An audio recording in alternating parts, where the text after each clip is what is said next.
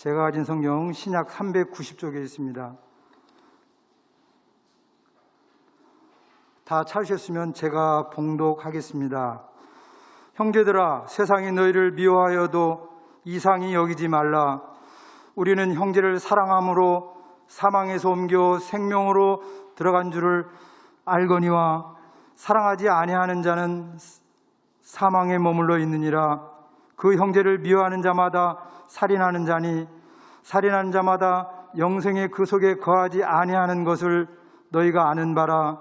그가 우리를 위하여 목숨을 버리셨으니 우리가 이로써 사랑을 알고 우리도 형제들을 위하여 목숨을 버리는 것이 마땅하니라. 누가 이 세상의 재물을 가지고 형제의 궁핍함을 보고도 도와줄 줄 마음을 닫으면 하나님의 사랑이 어찌 그 속에 거하겠느냐. 자녀들아, 우리가 말과 혀로만 사랑하지 말고 행함과 진실함으로 하자. 아멘.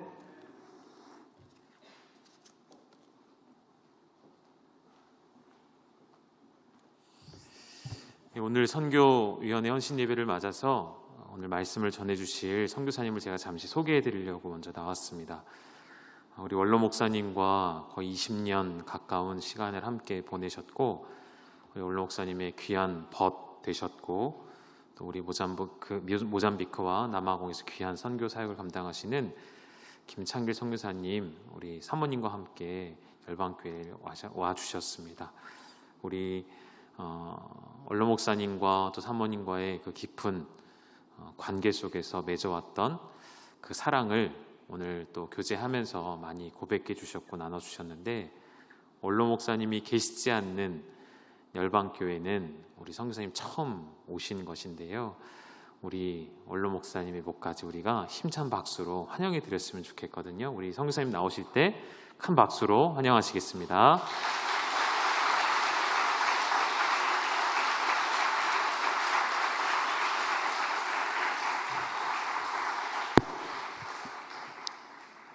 할렐루야. 제가 처음부터는 마스크를 잘 안 쓰던 버릇 해가지고 마스크를 쓰고 뭘 하려고 하다 보니까 상당히 거시기하고, 이게 또 콧김이 나와가지고 안경을 가려우니까 이게 원고 보기도 힘들고, 그래서 좀 죄송스럽지만 우리가 은혜 받으려고 하면은 제가 마스크를 좀 벗어도 괜찮을 것인지 허락해 주시면 벗고 하고, 안 허락해 주시도 벗고 하겠습니다.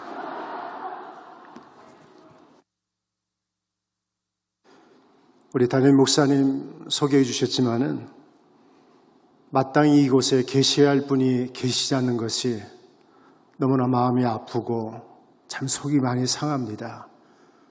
저도 개인적으로 이런저런 일들을 많이 겪었는데, 한 3년 전에는 뇌종양으로 인해서 수술을 하기도 했고, 또 2년 전에는 예배당 건축하다가 지붕에서 떨어지는 바람에 고관절이 부러져서 인공관절을 집어넣는 그런 수술을 하기도 했습니다.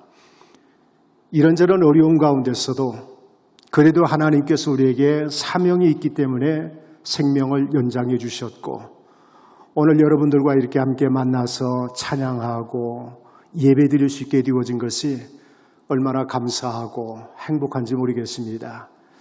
말씀을 드리기 전에 이번 영상은 아닌데 코로나 바이러스가 있기 전에 만들었던 영상인데 한번 보시고 그리고 말씀을 함께 나누도록 하겠습니다. 영상 좀 부탁드리겠습니다.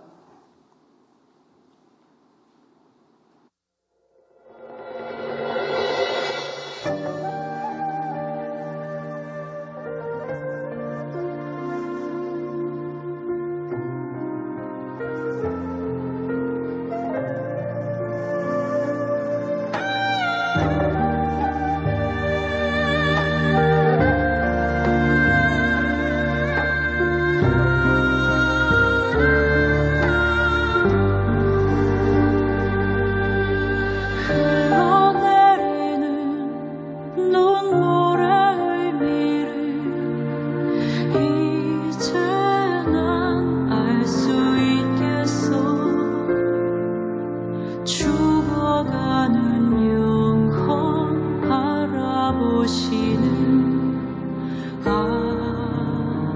아버지의 마음 이제 더 이상 바라볼 수 없어. 그들에게 나 달려가겠소. 영원한 생명 그 십자가 나 따라가오. 세상 날 버려도 지쳐 쓰러져도 나눌 수 없는 십자가. 생명을 구할 수만 있다면 그들 주를 볼 수 있다면 나의 생명이라도 두고 가겠소.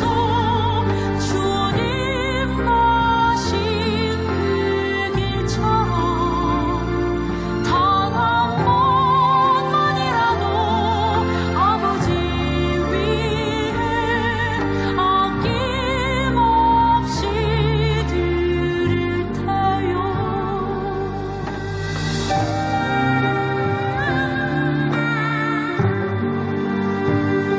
세상 날 버려도 지쳐 쓰러져도 나눌 수 없는 십자가.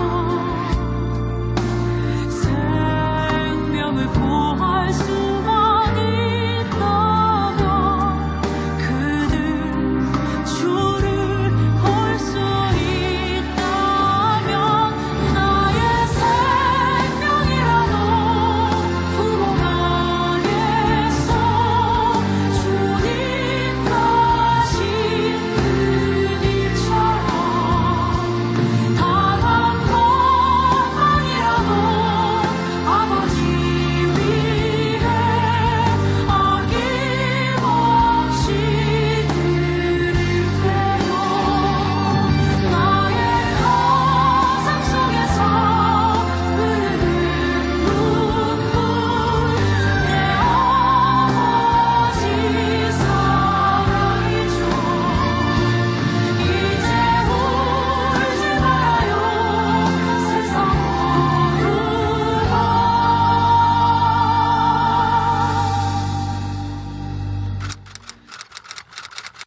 주의 이름 부를 테요.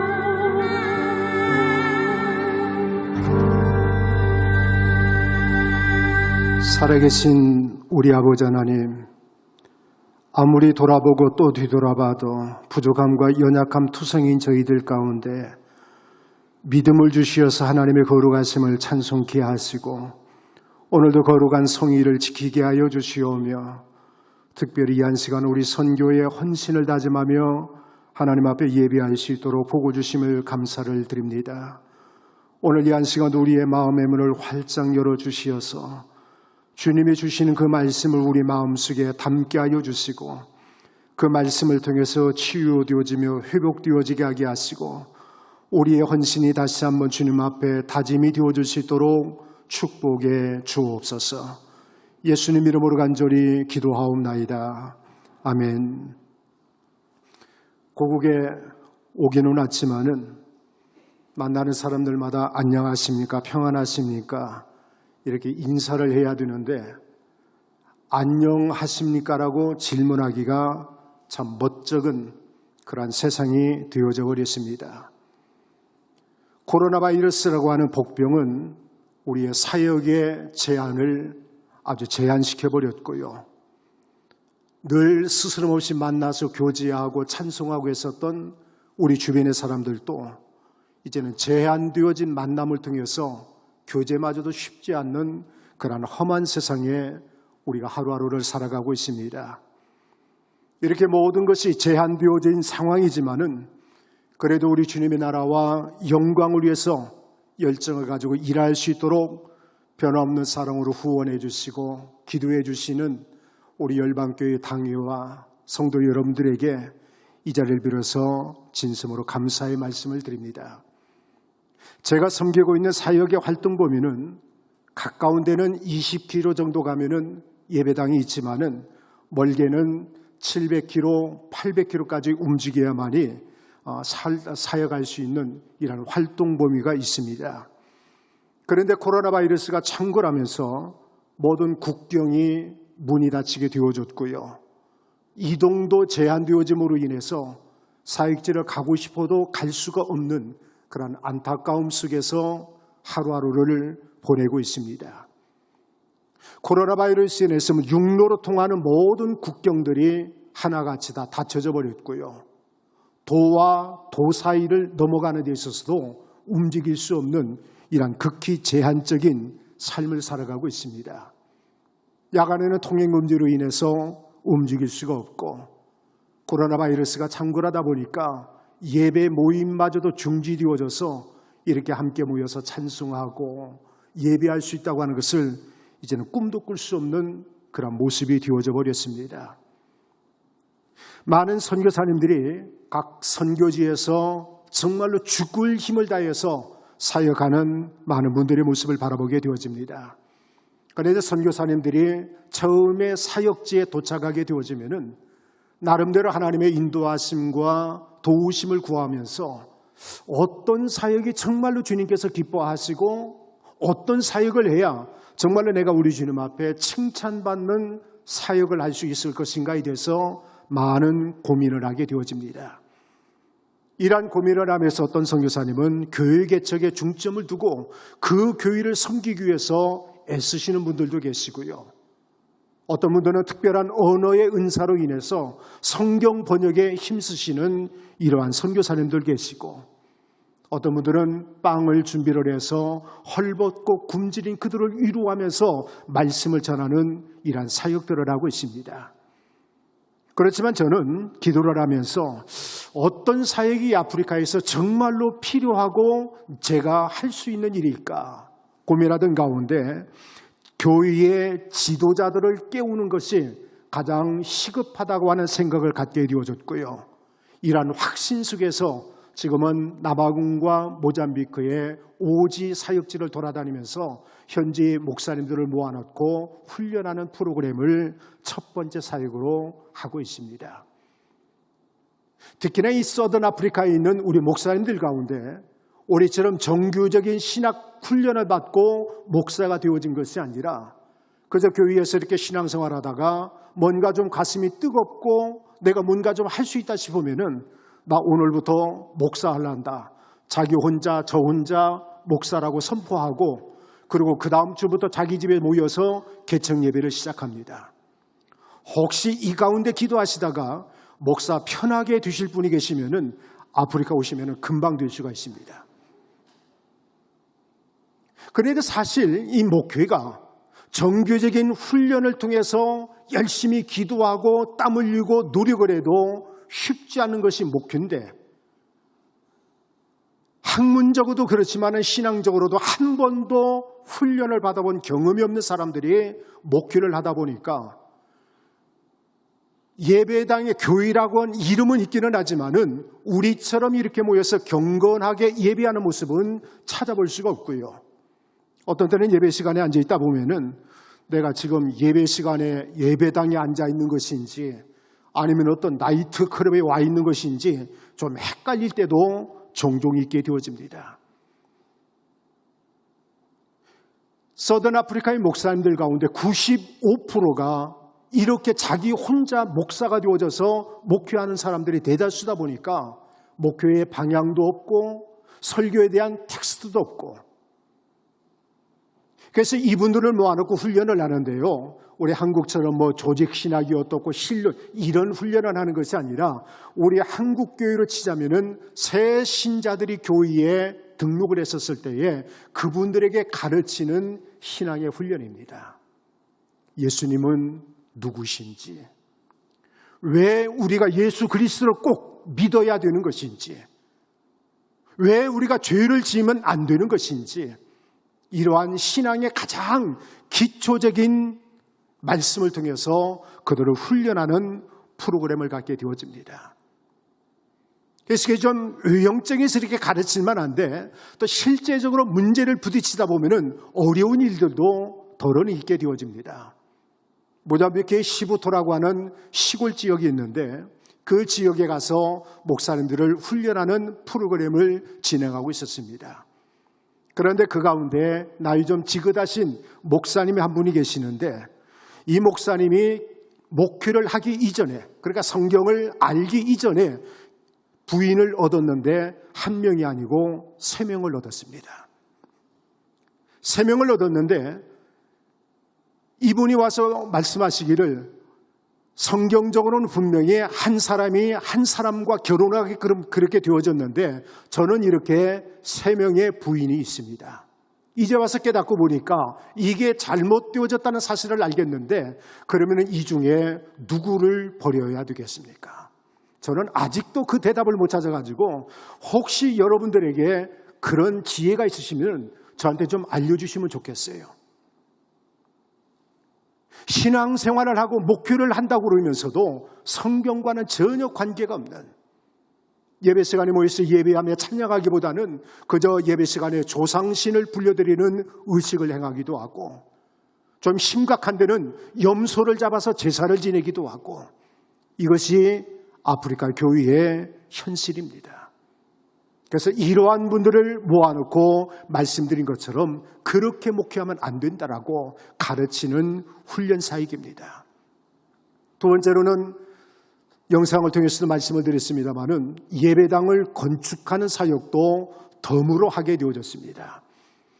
왜냐하면 시골 지역에 가서 돌아다니다 보면은 우리처럼 이러한 예배당이 있는 모습 속에서 예배하는 것이 아니고 어떤 분들은 나무집 처마에서 예배를 드리는 것도 있고 어떤 데는 나무 그늘에서 예배를 드릴 때도 있고, 그런데 이게 바람이 많이 불고 비가 오고 그러면은 예배 드릴 수가 없으니까 그날 주일 예배는 쉬게 되어지고,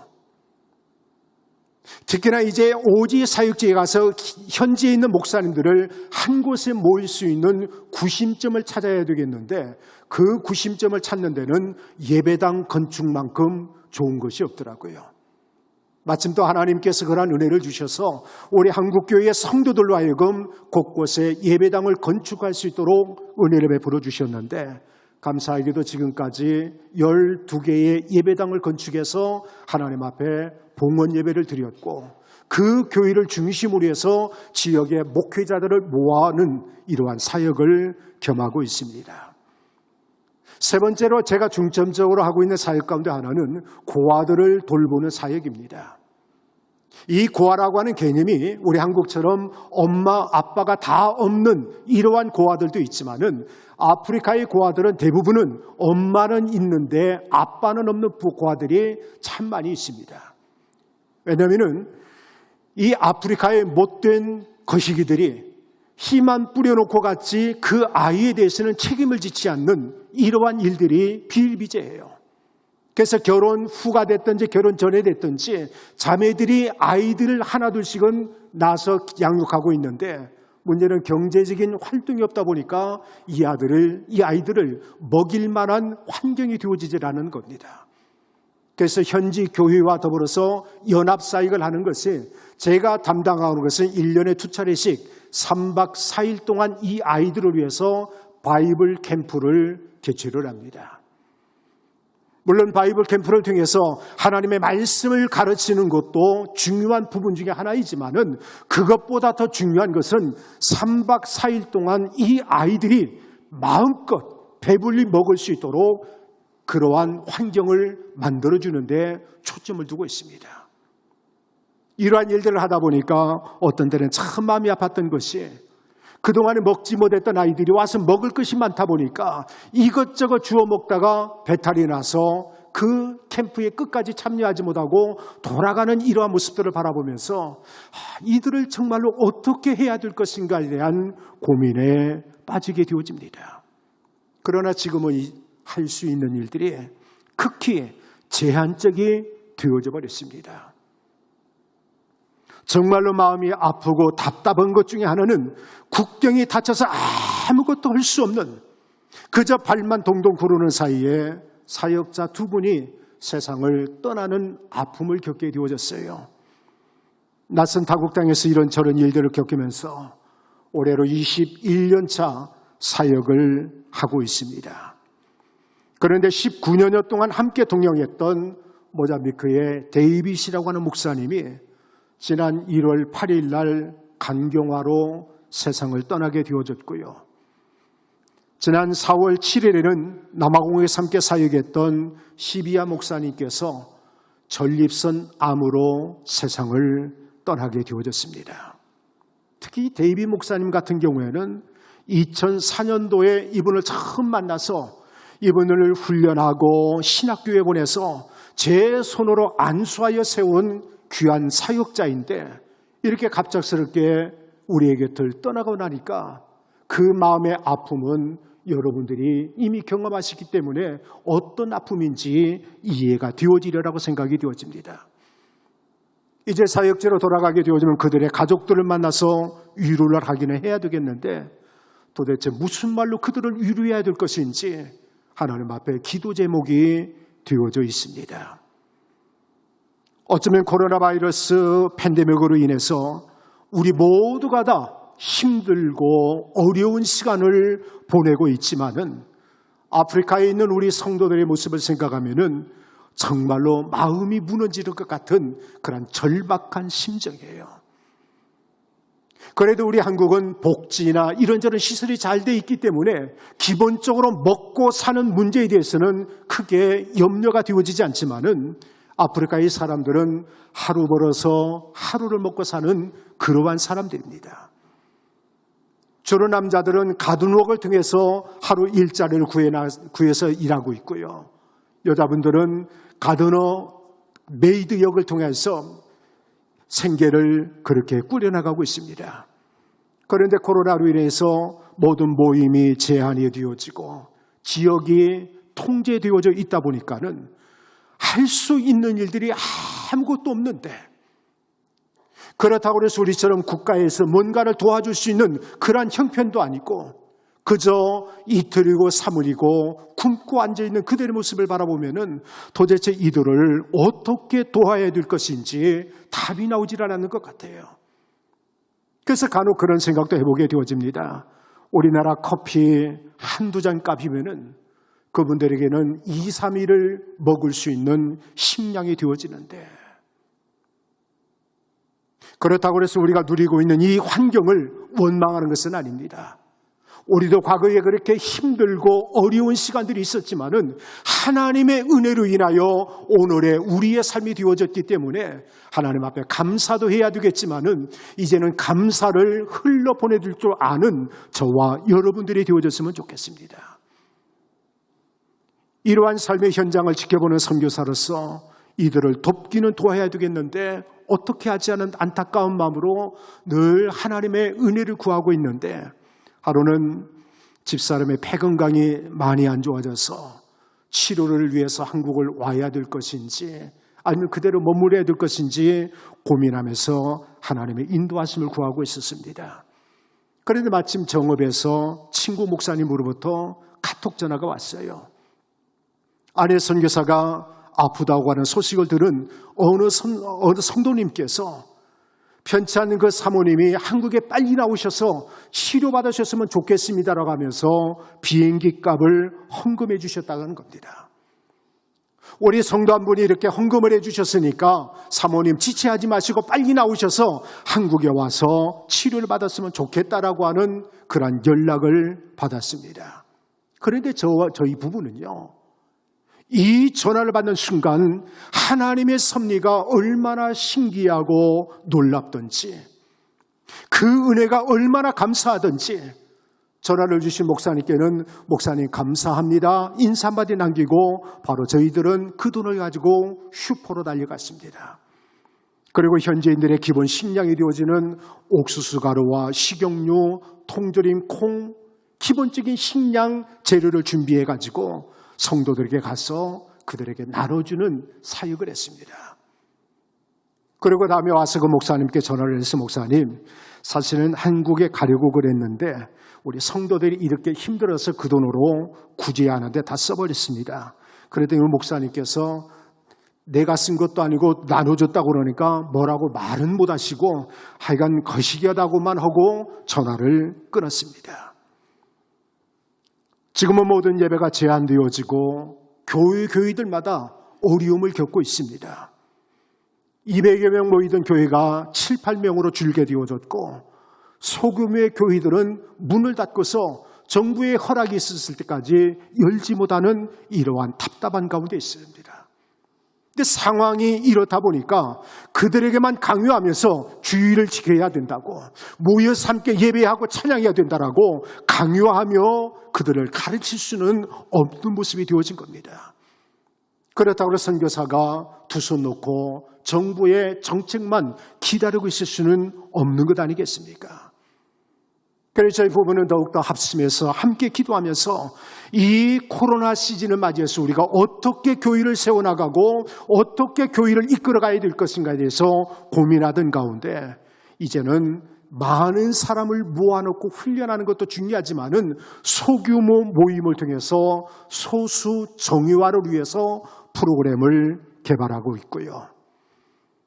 또 하나님께서 우리 한국교회를 통해서 은혜를 주신 그 은혜를 저희만 누리는 것이 아니라 교회들마다 구제를 통해서 나누는 이러한 사역을 병행하고 있습니다. 그런데 한 사람 앞에 10,000원 정도만, 한 가정에 10,000원 정도만 혜택이 되어진다고 해도 100가정을 하려고 하다 보면은 100만 원이 있어야 되고 200가정을 하려고 하다 보면은 200만 원이 있어야 되어지는 이러한 어려움도 있습니다. 그리고 교회마다 소규모 모임이 되더라도 그 모임을 가질 수 있도록 온도계와 손소독제를 사서 보급하는 이러한 사역들을 겸하고 있습니다. 사실 아프리카에는 우리처럼 마스크를 쓰고 다니는 사람이 그리 많지는 않습니다. 저희도 초창기에는 이 마스크가 구입할 방법도 없고 또 구입할 데도 없고, 그래서 집사람이 뜨개질해서 마스크를 만들어서 그 안에다가 커피 필터를 집어넣어서 그렇게 마스크를 사용하면서 지금까지 살아왔습니다. 급변하는 남아공의 상황은 그저 긴박하기만 합니다. 지난 1월, 2월 이때까지만 하더라도 많게는 하루에 감염자가 2만여 명씩 속출하게 되어졌고요. 사망자는 하루에 1,000명까지 올라가는 이러한 절박한 그러한 시간을 보내기도 했습니다. 지금은 하루에 4,000여 명의 확진자가 늘어나고 있고요. 사망자는 7, 80명씩 하루에 사망하고 있습니다. 더 심각한 것은 엊그제 남아공의 뉴스를 잠깐 보니까 보건부 장관이 비리 혐의로 인해서 구속할 위기에 놓여졌다라고 하는 그러한 소식을 들으면서 정말 이 아프리카를 어떻게 해야 될 것인지, 어디서부터 치유하고 어떻게 회복되어야 될 것인지 하나님 앞에 기도하지 않을 수가 없게 되어졌어요. 주변에 있는 선교사님들도 코로나에 감염이 되어서 어려움을 겪고 있기도 하고요. 어떤 선교사님은 중환자실에서 40여일 동안 이 코로나 때문에 고통을 받다가 결국은 소천하게 되어지는 이러한 선교사님들이 있습니다. 그리고 제가 섬기고 있는 남아공의 교회의 마을에도 이러한 코로나 확진자들이 발생되어짐으로 인해서 마을 전체가 봉쇄되어지는, 그래서 아프리카에 있어도 하고 싶어도 할 수 있는 일이 별로 없는 그러한 상황이 되어져 버린 것입니다. 말씀으로 돌아가겠습니다. 주님께서 너희에게 새 계명을 주노니 내 이웃을 내 몸처럼 사랑하라고 말씀해 주셨습니다. 오늘 우리가 우리의 이웃을 내 몸처럼 사랑한다고 하는 것은 구체적으로 어떤 것이 있을까? 이번에 입국을 해서 2주간의 격리 기간을 가지면서 이 말씀을 묵상해 봤습니다. 어떤 사랑이 정말 우리 주님께서 기뻐하시고 어떻게 사랑하며 살아가는 것이 주님의 말씀에 순종하는 길일까 고민하며 생각하다가 오늘 이 말씀을 통해서 제 자신 먼저 은혜를 받고 저도 이렇게 해야 되겠다라고 하는 각오 속에서 여러분들과 함께 말씀을 나누려고 그럽니다. 사도 요한은 그 방법을 구체적으로 제시하면서 형제를 사랑하되 진심으로 사랑하자라고 가르쳐주고 있습니다.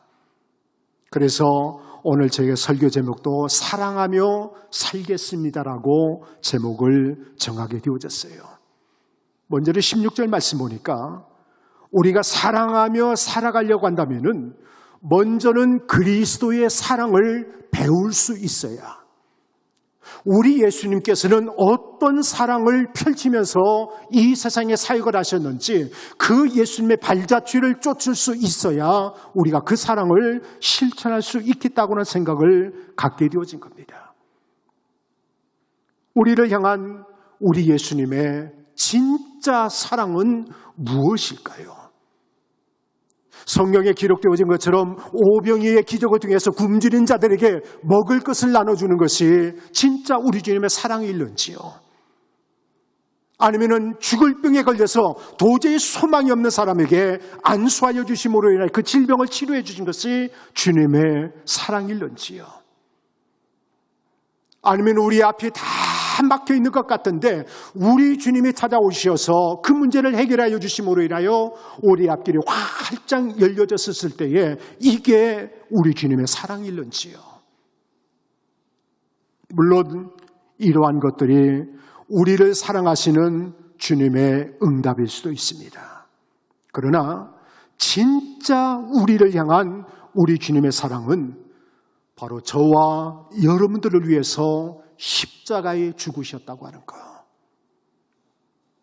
저와 여러분들을 사랑해 주셨기 때문에 그 십자가의 쓰라린 고난 가운데서도 우리를 용서해 주신 그 사랑이 우리를 사랑하시는 우리 예수님의 진짜 사랑인 줄 믿으시기를 바랍니다. 주님은 이러한 마음으로 형제를 사랑하는 것이 하나님의 방법이라고 요한은 저와 여러분들에게 가르쳐주고 있는 거예요. 요한복음 15장 13절 14절에 이런 말씀이 있습니다. 사람의 친구를 위하여 자기 목숨을 버리면 이보다 더 큰 사랑이 없나니 너희는 내가 명하는 대로 행하면 곧 나의 친구라. 우리가 형제를 사랑한다고 하는 것은 그저 말로만 립서비스하는 것이 아니라 내 가진 소중한 것을 내어줄 줄 아는 것. 이것이 우리 주님께서 저와 여러분들을 통해서 영광을 받으시는 귀한 사랑이라고 하는 사실입니다. 어쩌면 그것이 우리의 목숨일지라도 내 가장 소중한 것을 형제를 위해서 내줄 줄 아는 것이 우리 주님의 사랑의 방법이라고 하는 사실입니다. 이번 격리기간을 통해서 기도의 동역자로부터 정말로 과분한 사랑을 참 많이 받았습니다. 입국에서 막상 조그마한 원룸에서 2주간은 머물 것을 생각하니까 한국에 왔기 때문에 감사하다고는 마음보다는 그저 답답한 생각이 먼저 마음에 들게 되어지더라고요.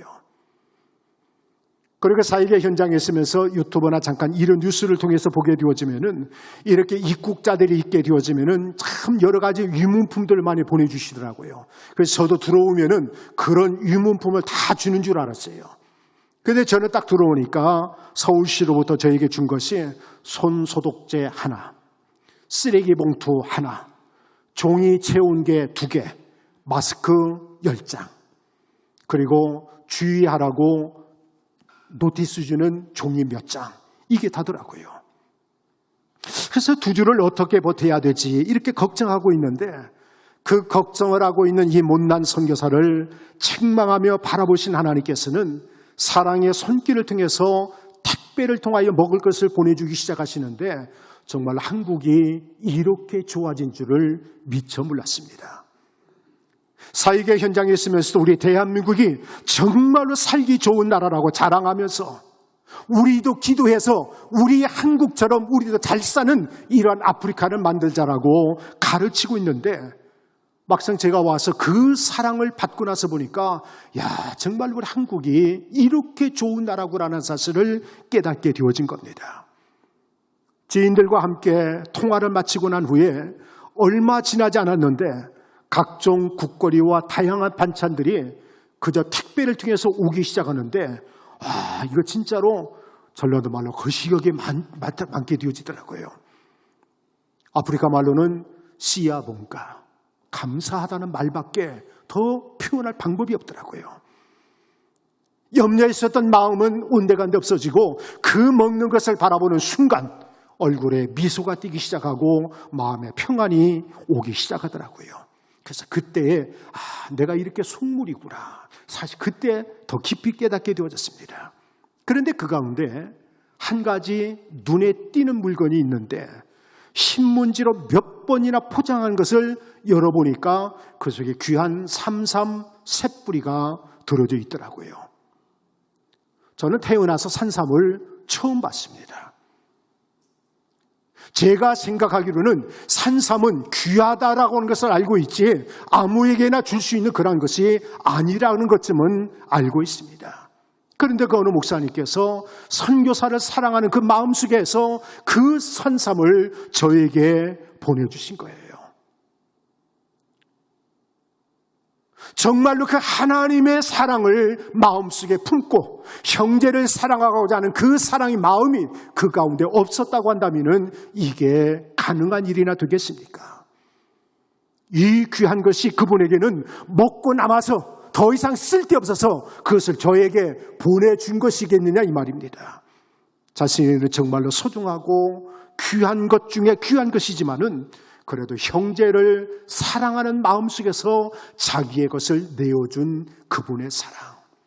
이 사랑이 오늘 저와 여러분들에게 원하시는 하나님의 사랑의 방법인 줄 믿으시기를 바랍니다. 우리가 사랑한다고 하는 것은 내게 쓸데가 없고 남아도는 것을 나눠주는 것이 아니라 정말로 귀중하고 소중한 것이지만은 형제의 어려움과 아픔을 보고서 나눠줄 줄 아는 것. 이것이 바로 우리 주님께서 기뻐하시는 참된 사랑의 모습이 되어지는 거예요. 우리가 사랑하며 살아간다고 하는 것은 형제의 필요에 따라서 나눠줄 수 있는 것이 진짜 사랑인 줄 믿습니다. 17절에 말씀하십니다. 누가 이 세상의 재물을 가지고 형제의 궁핍함을 보고도 도와줄 마음을 닫으면 하나님의 사랑이 어찌 그 속에 거하겠느냐. 여러분이 잘 알고 계신 것처럼 이 사랑이라고 하는 단어는 그저 추상적인 용어입니다. 그렇기 때문에 우리가 함께하고 있는 이 공동체 안에서도 우리는 당신을 정말로 사랑합니다라고 수없이 말을 할 수는 있습니다. 그러나 이 말은 하지만은 그 말에 대해서 책임을 지는 사람은 그리 많지 않는 것이 오늘 우리의 현실 아니겠습니까? 내가 당신을 정말로 사랑합니다라고 하는 그 말을 끝까지 책임질 줄 아는 사람은 그리 많지 않는 것이 오늘 우리의 삶의 현실이라고 하는 사실이에요.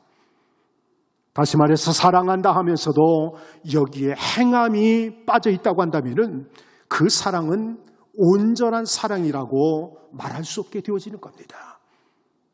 사실 사역지에 있다 보면은 여러 가지 힘들고 어려운 일들이 있지만은 그 중에 하나가 모든 것들이 탈진되어지는 것입니다. 물론 현재에 있는 사역자들과 성도들에게 내가 가지고 있는 지식, 내가 가지고 있는 재능, 내가 가지고 있는 모든 것을 그들에게 아낌없이 주기 위해서 떠난 길이기는 하지만은 그러나 막상 그들에게 주고 또 주었음에도 불구하고 손을 벌리는 그들의 모습을 바라보면은 어떤 때는 내 사명감은 온데간데 없어져 버리고 그저 내 자신이 어떤 때는 원망스러워질 때도 있는 거예요. 한 번은 몰로또라고 하는 지역의 교회가 예배를 드리고 있는데 마이크 시스템이 너무나도 오래되어진 것이라 이게 찌걱거리고 소리도 잘 나지 않고 그 소음 때문에 예배에 집중할 수가 없게 되어지는 거예요. 그런데 그때 하나님께서 마음속에 은혜를 주시기를 야 김선교사야 네 가지고 있는 앰프 저기다 갖다 줘라 그렇게 말씀을 주시는 것 같아요. 그래서 그 다음 주일날 제가 정말로 소중하고 아꼈던 그 앰프 시스템을 교회에다 가져다 주면서 이것 가지고 잘 활용하십시오라고 그들에게 기부를 했습니다. 그런데 그 다음 주일 지나서 사역자 목사님한테 전화가 왔어요. 목사님, 앰프가 고장나서 쓰지 못하는데 이것 좀 고쳐다 주셔야 되겠습니다. 가서 보니까 이분들이 앰프 시스템을 활용하게 되어질 때에 적절한 볼륨을 통해서 활용을 해야 되는데 이분들은 소리 지르기를 너무나 좋아하다 보니까 그저 사운드를, 소리를 키울 수 있는 데까지 키워서 쓰다 보니까 스피커가 다 망가져 버린 겁니다. 그래서 그것을 고쳐다 주면서 다시 한번 그들에게 다짐을 했습니다. 이건 내가 너한테 준 거니까 너 이거 고장나면은 다시는 나한테 전화하지 마. 그러면서 아주 협박을 해놓고 그렇게 주고 온 적도 있습니다. 사역지에 있다 보면은 많이는 아니지만은 그래도 어쩌다 한 번씩 단기팀들이 사역지를 다녀가게 되어지는데 사역지에 다녀갈 때마다 저는 그분들에게 신신당부하는 것이 여러분들 순간적인 감정에 의해서 현지인들에게 뭘 주지를 마십시오. 왜냐하면 이 현지인들은요, 우리 단기팀이 됐던 누가 됐든 와서 어떤 선물을 주고 가게 되어지면은 그것도 그 받은 것은 감사하고 또 이제 주고만 가면 괜찮은데 이분들은 갈 때 또 약속까지 하고 갑니다. 내가 널 위해서 기도하고 내가 널 위해서 뭘 또 보내주고 이렇게 약속까지 푸짐하게 하고 그분들은 한국에 돌아오시는데 현지에 있었을 때는 그분들의 안타까운 현실을 바라보니까 도와주고 싶은 마음에서 그 말을 했는데 막상 한국에 돌아와서 우리의 생활 속에 분주히 움직이다 보면은 그 약속은 까마득하게 잊고 있는데요. 그런데 그 약속을 받은 현지인은 죽어도 그것을 안 잊어버리고 있다가 어느 날 저한테 찾아와서 선교사님, 지난번에 그 단기팀이 왔을 때 이런 약속을 하고 갔는데 왜 그거 안 가져다 주십니까? 저한테 항의를 해요. 이 말은 무슨 말이냐면은 그분은 분명히 약속하고 갔기 때문에 그걸 보내줬을 건데 선교사님 당신이 중간에서 거시기 안 했냐 이 말이거든요.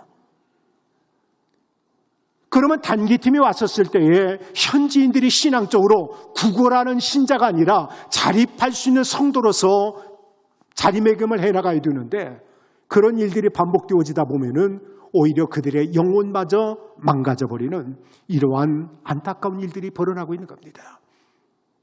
지금도 여기에 와 있지만은 매 주일마다 사역자들로부터 연락이 옵니다. 오늘 예배를 이렇게 몇 명이 모여서 잘 예배를 드리고 있습니다. 어느 성도에 가지고 어떤 일이 있었는데 힘든 부분이니까 기도 좀 해주시기를 바랍니다. 또 어떤 분들은 그동안에 함께했던 성도가 코로나로 인해서 소천을 했습니다. 또 그 가운데서 하나 이제는 한국에 제가 와 있다고 그러니까 어느 사역자가 그랬어요. 우리 성도들을 교육하기 위해서 프로그램을 개발을 했는데 거기에 빔 프로젝트가 있으면 참 좋겠습니다. 이것 좀 하나 그러니까 중고품이라도 어떻게 하나 안 될까요? 이런 연락도 오기도 합니다.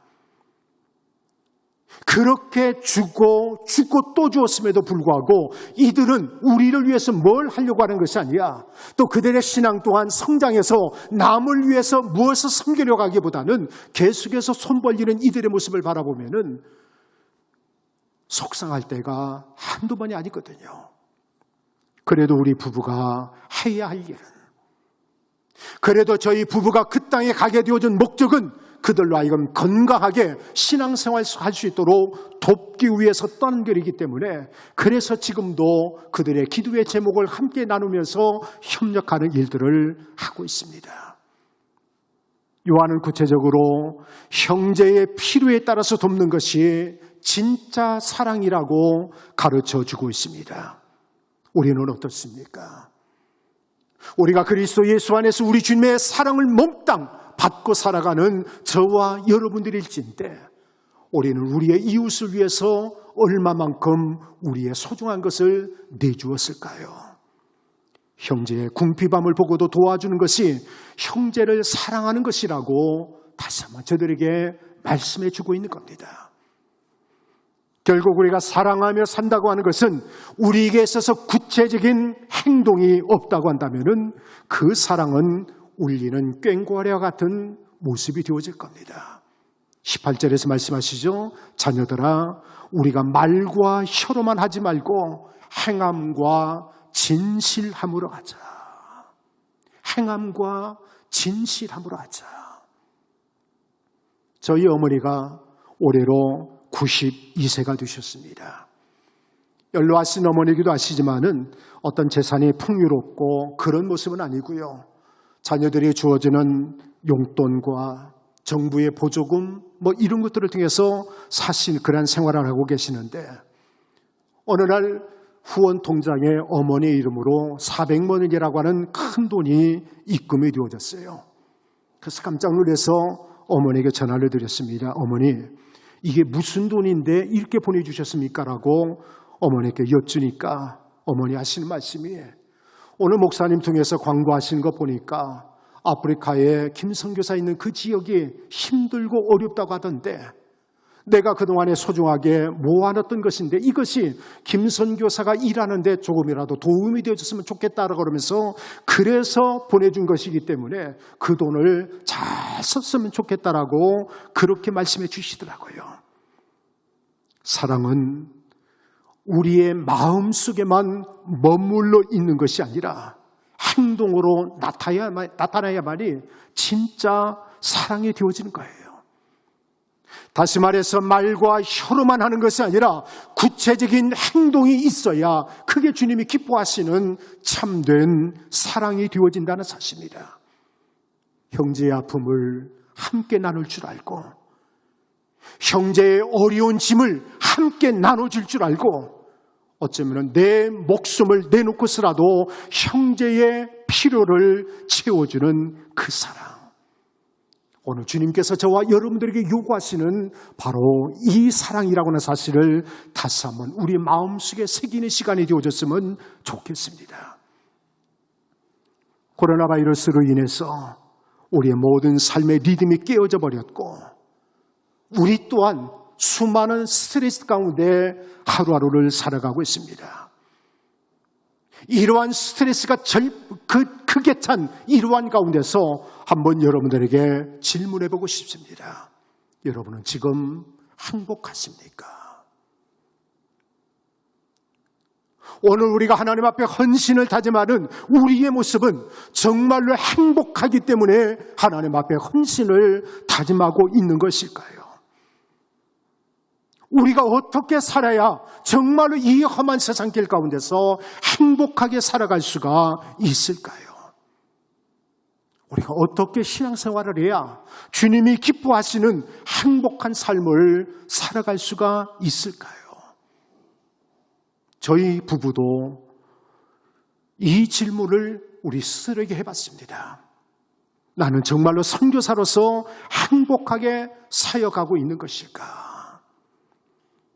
내가 지금까지 살아오면서 정말로 행복하고 마음의 기쁨이 충만했을 때는 언제였을까? 뒤돌아봤습니다. 재정적으로 좀 여유로워서 마음껏 나눠줬을 때가 행복했을까? 아니면 사역을 위해서 좋은 차를 활용하라고 좋은 차가 내게 주어졌을 때에 우리가 행복했을까? 아니면 우리의 자녀들의 삶이 형통해서 그들이 잘 되어져 있다고 하는 소식을 듣게 되어졌을 때가 행복했을까? 물론 그 시간 순간순간도 행복한 시간들이었지만은 그러나 정말로 우리가 행복했던 순간은 내 자신의 모든 것을 내려놓고 주님이 기뻐하시는 그 일을 위해서 먼 거리를 마다하지 아니하고 달려갈 때가 가장 행복한 저희의 모습이라고 하는 사실을 깨닫게 되어졌습니다. 그렇다고 해서 낯선 타국 땅에서 사역자로 살아가는 데서 마냥 행복하고 즐겁다고 하는 말은 아닙니다. 사역자로 있다 보니까 때론 강도를 만나서 죽을 뻔한 위기를 몇 번씩 넘기기도 하고요. 어떤 때는 사역지를 갔다 오다가 차가 고장나서 이러지도 저러지도 못하는 그 안타까움 데서 하나님 앞에 절박하게 부르짖을 때도 있었고요. 어떤 때는 사역지를 가기는 가야 되겠는데 기름값이 부족해서 오도 가도 못하고 있을 때의 마음의 아픔도 있습니다. 그러나 낯선 타국 땅에서 살아가는 데 있어서는 이런저런 어려운 일들이야 어떻게 말로 다 표현할 수가 있겠습니까만은 그래도 정말로 마음이 주체하기 힘들고 어려울 때는 마음속에 의로움이 찾아들 때예요. 특히나 모잠비크 같은 곳의 밤하늘은 얼마나 멋지고 아름다운지 모릅니다. 환경은 비록 궁핍하고 어렵지만은 자연의 환경만큼은, 하나님께서 만들어 놓으신 이 자연의 환경만큼은 얼마나 아름다운지 밤하늘을 쳐다보고 있노라면은 찬송이 저절로 나옵니다. 그 쏟아질 것 같은 별빛을 바라보면서 하나님 앞에 찬양을 드리고, 참 아름다워라 주님의 세계는, 찬송을 하다 보면 마음에 기쁨이 있는데, 이 마음에 기쁠 때에 마귀들도 같이 역사를 해요. 그 마음속에도 노크를 하고 들어옵니다. 김 목사야, 근데 너 여기 왜 와 있지? 사실 뒤돌아놓고 보면은 누가 기다려주는 사람도 없고, 누가 도와준다는 사람도 없고, 누가 기쁘게 맞이해주는 사람도 없는 그러한 순간인데 내가 왜 여기에 와 있을까? 그런 생각하다 보면은 제 마음속에 저도 모르게 외로움 속에서 힘들 때가 있습니다. 저는 그때마다 찬송을 통해서 하나님의 은혜를 회복하게 되어집니다. 너 근심 걱정 말아라 주 너를 지키리. 할렐루야. 어떤 환경, 어떤 여건이랄지라도 주님이 나와 함께 하신다고 하는 그 마음과 믿음을 갖는 순간 우리는 진짜 행복한 삶을 살아갈 수 있게 되어지는 것입니다. 우리가 가지고 있는 욕심을 다 내려놓고 정말로 주님께서 기뻐하시는 그 길을 걸어가게 되어지면은 우리 주변의 환경과 관계없이 우리는 행복한 삶을 살아갈 수 있게 되어진 거예요. 오늘 헌신을 다짐하는 여러분들을 향한 하나님의 생각은 무엇일까요? 여러분들을 통해서 함께 하시고자 하시는 하나님의 시간표는 과연 무엇이 있을까요? 선교사의 어떤 개인적인 문제, 다시 말해서 스캔들이나 건강상의 문제가 있어서 부득이하게 떠나는 경우가 아니고, 사역이 성공적으로 진행되어지고 있음에도 불구하고 그 사역지를 떠나야 될 것인지 아니면 머물러야 될 것인지 결정하는 데는 참 많은 고민이 되어지고 중요한 문제가 되어집니다. 왜냐하면 너무나 일찍 떠나가게 되어지면 그동안에 쌓아놓았던 기초가 무너지는 경우가 생길 수가 있고요. 그렇다고 해서 너무 오랜 시간 한 선교지에 머물러 있다 보면은 사역하는 현지 교회의 자립의 의지가 약해지게 되어지고 선교사만 바라보게 되어지는 병폐가 생기기 때문에 그렇습니다. 말씀드린 것처럼 아프리카 선교사로 살아온 지 올해가 21년째입니다.